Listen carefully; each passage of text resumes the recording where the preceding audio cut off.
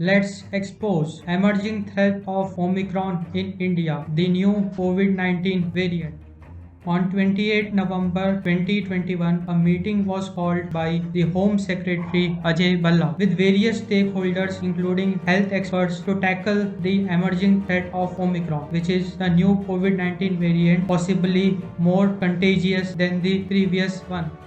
Decision on effective date of resumption of scheduled commercial international passenger services to be reviewed as per evolving global scenario. The genomic surveillance for variants is to be further strengthened and intensified. Airport health officials and port health officials to be sensitized for strict supervision of testing protocol at airports.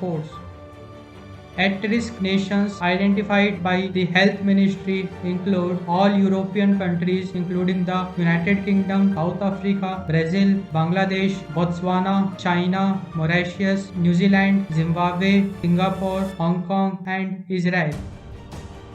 Health Secretary Rajesh Bhushan shot off a letter to all states and union territories asking them to intensify containment and surveillance measures, expand vaccination coverage and enforce COVID appropriate behavior. Prime Minister Narendra Modi had called a meeting of senior officials on Saturday asking them to review plans for easing of international travel curbs. The Civil Aviation Ministry had announced its intention of resuming scheduled international flights from December 15, 2021. Many states have already increased their vigilance and testing and surveillance measures for international travelers.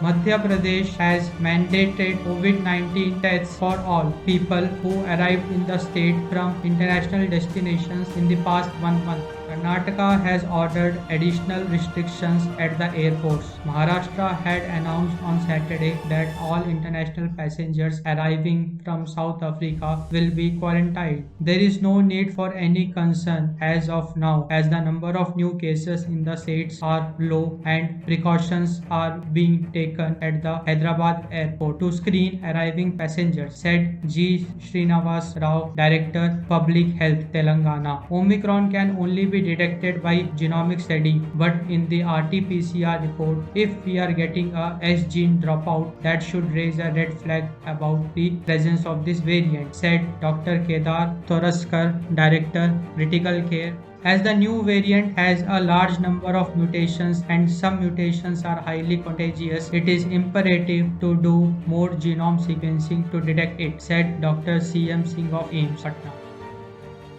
Thanks for watching. Let's expose.